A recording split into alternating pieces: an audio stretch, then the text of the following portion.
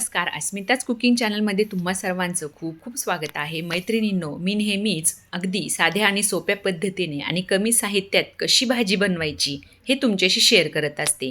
त्यातीलच आज हा बैंगन मसाला कसा बनवायचा हे मी सांगणार आहे.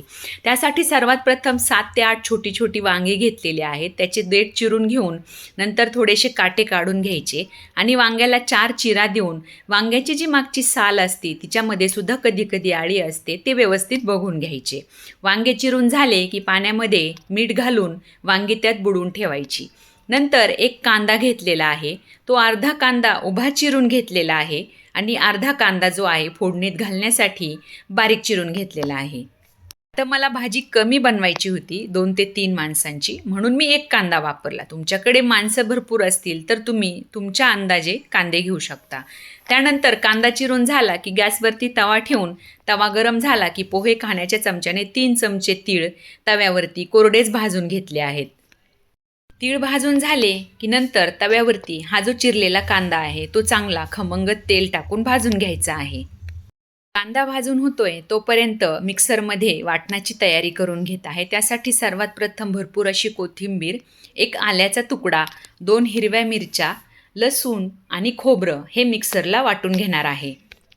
वाटण अगदी थोडंसं पाणी घालून वाटून घ्यायचं आहे. यामध्ये पाणी जास्त घालायचं नाही. आता कांदा भाजून तयार झालेला आहे, तो थंड होण्यासाठी बाजूला काढून ठेवत आहे आणि नंतर गॅसवरती कढई ठेवून फोडणीची तयारी करून घ्यायची आहे. त्यासाठी कढईमध्ये 2 पळ्या तेल घालून घेतलेलं आहे. तेल गरम झालं की यामध्ये अर्धा चमचा मोहरी आणि अर्धा चमचा जिरं घालून घ्यायचे आहेत.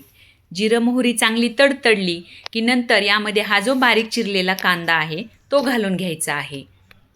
कांदा घालून झाला की तो चांगला म्हणजे मऊ झाला पाहिजे इथपर्यंत परतून घ्यायचा आहे.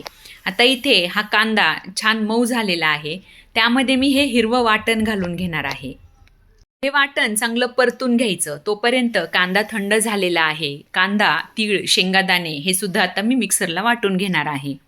तुम्हाला जर इथं तिळाऐवजी सगळं शेंगादाण्याचाच कूट वापरायचा असेल तरीही चालेल, परंतु तिळाची चव अजून चांगली येते. आता हे सुद्धा वाटण खूप पाणी घालून वाटायचं नाही आहे, थोडंसंच पाणी घालून पण बारीक वाटून घ्यायचं आहे. दुसरं वाटण वाटून घेईपर्यंत हे कढईमधील वाटण परतून झालेलं आहे. आता यामध्ये सुके मसाले घालून घ्यायचे आहेत. त्यात सर्वात प्रथम अर्धा चमचा हळद घालून घेतलेली आहे. हळद घालून झाली की नंतर 1 चमचा काश्मीरी लाल मिरचीचं तिखट घातलेलं आहे. तिखट घालून झालं की 1 चमचा धना पावडर घालून घेतलेली आहे आणि धना पावडर घालून झाली की नंतर 1 चमचा घरगुती काळा मसाला आहे तो घालून घेतलेला आहे. मी नेहमी शक्यतो प्रयत्न करते की आपण जे रोजचं जेवण बनवतो त्यामध्ये कृत्रिम कुठलेही मसाले कमीत कमी वापरायचे. आता इथे हे मसाले व्यवस्थित मिक्स झाले की यामध्ये तीळ आणि शेंगादाणा कांद्याचं वाटण वाटून घेतलेलं जे वाटण आहे ते चांगलं मिक्स करून घ्यायचं आहे आणि नंतर यामध्ये हे चिरलेले वांगे घालून घ्यायचे आहेत. वांगे घालून झाल्यानंतर चांगले मिक्स करून घ्यायचे, म्हणजे हा मसाला वांग्याला चांगला लागेल आणि नंतर यामध्ये चवीनुसार मीठ घालून घ्यायचं आहे. मीठ हे आपल्याला हवं तेवढं म्हणजे आपल्या चवीनुसार वापरायचं आहे. आता मीठ घालून झाल्यानंतर परत एकदा चांगलं परतून घ्यायचं आणि थोडं थोडं करत यामध्ये पाणी घालून आपल्याला जेवढी हवी आहे भाजी म्हणजे सरभरीत तशी भाजी ठेवायची आणि तेवढं पाणी घालायचं. तुम्हाला जर पातळ भाजी करायची असेल तर पाणी थोडंसं जास्त ठेवू शकता. आता यामध्ये मला सरभरीत भाजी करायची आहे म्हणून पाणी थोडं घातलेलं आहे आणि नंतर झाकण ठेवून एक 8 ते 10 मिनिटे कमी गॅसवरती हे वांगे छान शिजून घ्यायचे आहेत. आता तुम्ही इथे बघू शकता 8 ते 10 मिनिटांनंतर मसाल्यालाही छान तेल सुटलेलं आहे आणि वांगेही शिजलेली आहेत. आता यामध्ये बारीक चिरलेली भरपूर अशी कोथिंबीर घालून घ्यायची.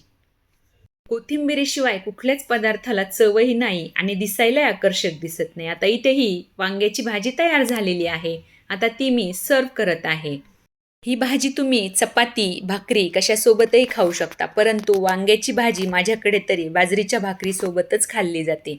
तुम्हाला माझी ही रेसिपी कशी वाटली हे मला कमेंटद्वारे नक्की सांगा आणि हो आवडली तर लाईक, शेअर, सबस्क्राईब करून माझ्या चॅनलला सपोर्ट नक्की करा. धन्यवाद.